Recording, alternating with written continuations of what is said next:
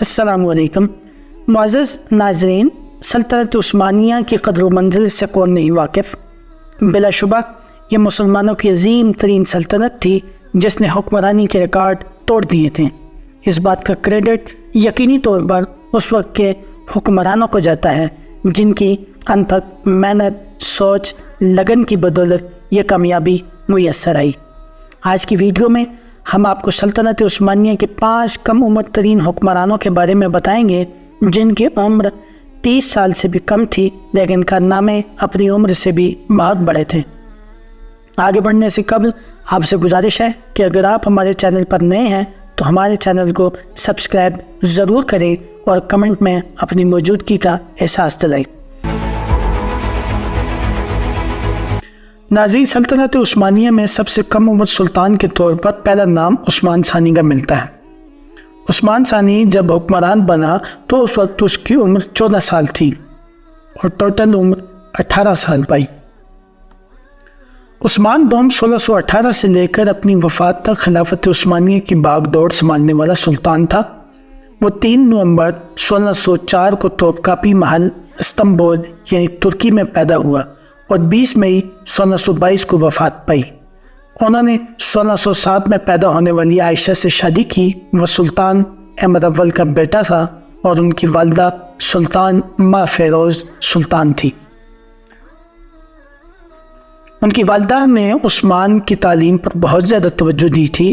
اس کے نتیجے میں عثمان ثانی ایک مشہور شاعر بن گئے تھے اور عربی، فارسی، یونانی، لاطینی سمیت بہت سی زبانوں میں مہارت حاصل کر لی تھی۔ عثمان کی پیدائش اپنے والد احمد اول کے تخت نشین ہونے کے 11 ماہ بعد ہوئی تھی۔ اسے محل میں تربیت دی گئی تھی۔ غیر ملکی مبصرین کے مطابق وہ عثمانی شہزادوں میں ایک سب سے زیادہ مہذب شہزادہ تھا۔ عثمان ثانی اپنے چچا مصطفیٰ اول کے خلاف بغاوت کے نتیجے میں 14 سال کی عمر میں تخت نشین ہوا۔ اپنی جوانی کے باوجود عثمان دوم نے جلد ہی اپنے آپ کو ایک حاکم کی حیثیت سے پیش کرنے کی کوشش کی اور فارس کے ساتھ صلح نامے پر دستخط کر کے سلطنت کی مشرقی سرحد کو حاصل کرنے کے بعد کئی جنگوں کے دوران عثمان ذاتی طور پر ان جنگوں کی قیادت بھی کرتے رہے۔ ناظرین، عثمان دوم کو جس بنیادی اور غیر معمولی کمزوری کا سامنا کرنا پڑا وہ حرم میں خواتین کی طاقت کی بنیاد کی واضح عدم موجودگی تھی۔ 1620 سے عثمان کی وفات تک وہ پرانے محل میں مصطفیٰ اول کی والدہ کی مخالفت کا مقابلہ نہیں کر سکتا تھا۔ اگرچہ اس کے پاس ایک وفادار چیف سیاہ فام خواجہ سرا تھا لیکن اس کی عدم موجودگی کی تلافی نہیں کر سکا جو اس دور کی سیاست میں ایک کامیابی کا مجموعہ تھا۔ 1620 کے موسم خزاں میں سکندر پاشا نے استنبول بھیجے گئے ایک خفیہ خط پر قبضہ کر کے اسے پولینڈ بھیج دیا تھا اور عثمان بھی اپنے آس پاس کے لوگوں کا تجربہ کار بن گیا تھا جس کی وجہ سے اس نے پولینڈ کی مہم پر گامزن ہونے کا فیصلہ کیا۔ عثمان یہ جانتا تھا کہ پولش مہم کے سلسلے میں جاری تیاریوں سے نہ تو صدی ہو سکتی ہے، نہ قات اور نہ ہی برطانوی سفیر عثمان کو روک سکتا ہے۔ عثمان نے پولینڈ کے بادشاہ سیگمنٹ کے سفیر کو شدید سردی کے باوجود استنبول بلایا۔ ینیچری اور فوج اپنی شرائط سے قطع نظر مہم چلانے پر راضی نہیں تھی لیکن عثمان نے اپنا سلسلہ جاری رکھا۔ عثمان دوم نے اپنے تخت کے خلاف سازشوں کے لیے جمع ہونے والے مقامات کو بند کر دیا اور اناطولیائی لوگوں پر مشتمل ایک نئی اور زیادہ وفادار فوج بنانے کا ارادہ کیا۔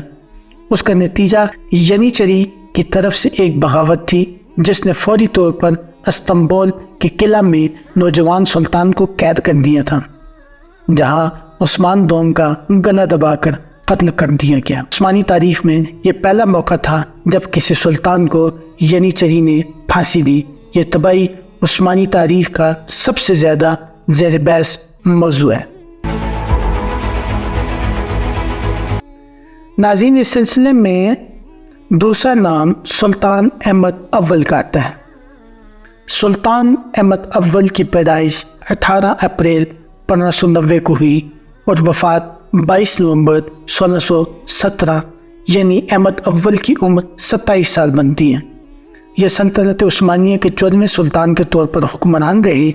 یہ محمد ثالث کے سب سے بڑے بیٹے تھے۔ احمد اول نے صرف 13 سال کی عمر میں 12 دسمبر 1603 کو اپنے والد محمد ثالث کی جگہ تخت سنبھالا۔ انہوں نے قتل برادران کے روایتی قانون کو استعمال کرنے کی بجائے اپنے بھائی مصطفیٰ کو اپنی دادی صفیہ سلطان کے ہمراہ رہنے کی اجازت دی۔ وہ اپنی شاہ سواری، نیزہ زنی اور مختلف زبانوں پر عبور رکھنے کے باعث معروف تھے۔ اپنے دور حکومت کے ابتدائی دور میں احمد اول نے زور قوت کا مظاہرہ کیا، لیکن بعد ازاں اس کے عمل سے اس کی قوت عملی کا ثبوت نہ مل سکا۔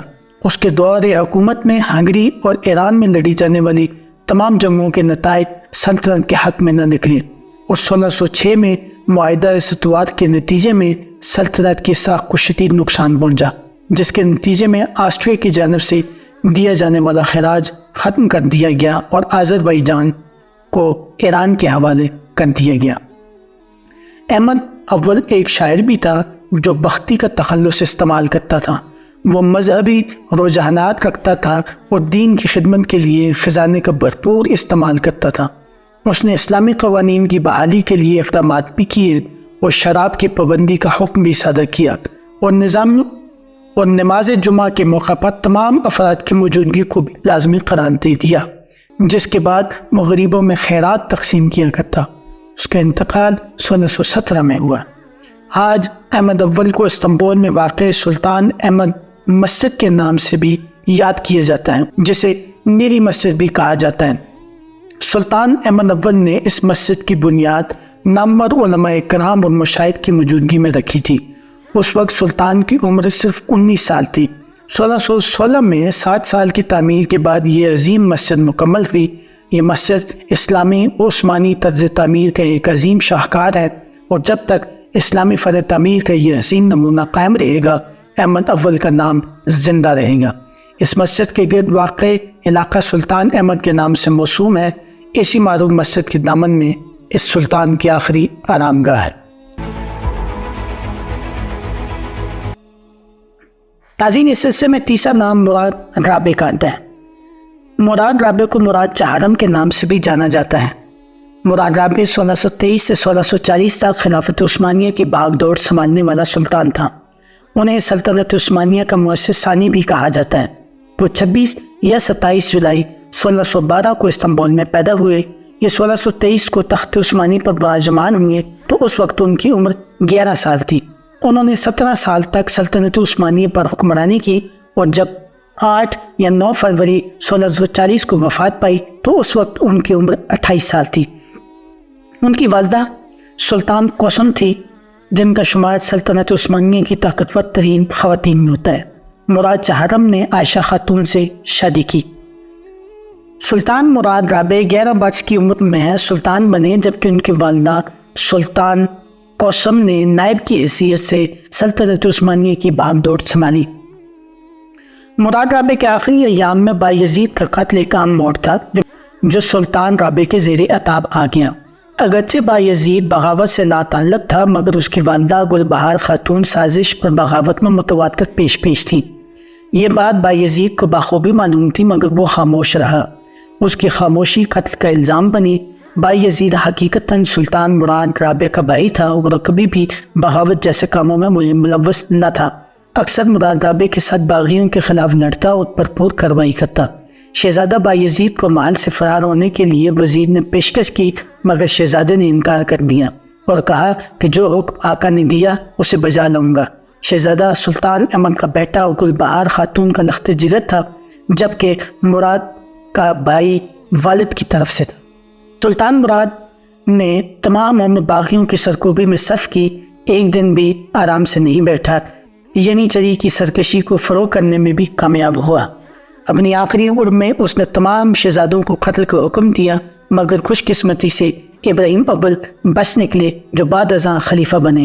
مراد کو یقین تھا کہ بعد میں ان کے ساتھ بھی عثمان ثانی جیسا سلوک ہو سکتا ہے۔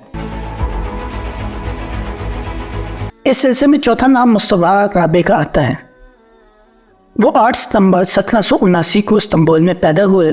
اور جب سلطنت عثمانیہ کے حکمران بنے تو اس وقت ان کی عمر 28 سال تھی۔ وہ عبدالحمید اول کے بیٹے تھے اور ان کی والدہ سلطان عائشہ سینہ پرور سلطان تھیں، جبکہ نگہت سزا سلطان کو ان کی حقیقی ماں تصور کیا جاتا ہے۔ ان کے ازواج میں شوری نور، دلپذیر، سیاری، پیک دل اور ان کی ایک بیٹی امینہ سلطان شامل ہیں۔ وہ 16 نومبر 1808 کو محمود کے حکم پر قتل کر دیے گئے۔ نمبر 5، ابراہیم اول۔ ابراہیم اول 5 نومبر 1615 کو استنبول میں پیدا ہوئے اور 1640 سے 1648 تک خلافت عثمانیہ کی باغ دوڑ سنبھالنے والے سلطان تھے۔ سلطان ابراہیم اول جب حکمران بنے تو اس وقت ان کی عمر 25 سال تھی۔ وہ سلطان احمد اول کا بیٹا تھا۔ ان کی والدہ سلطان ماں پیکر سلطان تھیں۔ جب مراد رابع نے وفات پائی تو اس وقت ابراہیم زندان میں بند تھے۔ جب عثمانی لشکر ان کو لینے گئے تو ابراہیم نے انکار کر دیا اور سمجھا کہ ان کے قتل کا حکم آ گیا ہے، مگر جب مراد رابع کی لاش سامنے لائی گئی تو پھر قید خانے سے باہر نکلے اور بعد ازاں سلطان بنے۔ یہ کافی ذہین اور سمجھدار حکمران تھے۔ انہوں نے اپنے دور میں اپنا گہرا اثر چھوڑا۔ ابراہیم اول نے 3 شادیاں کی۔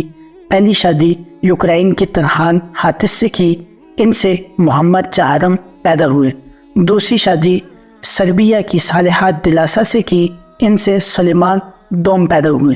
تیسری شادی پولینڈ کی ختیجہ معزز سے کی، ان سے احمد دوم پیدا ہوئے۔ ناظرین، ہماری آج کی ویڈیو اپنے اختتام کو پہنچتی ہے۔ اگر آپ کو ہماری ویڈیو اچھی لگی ہے تو ہمارے چینل کو سبسکرائب کریں، ویڈیو کو لائک کریں اور دوستوں کے ساتھ شیئر کریں۔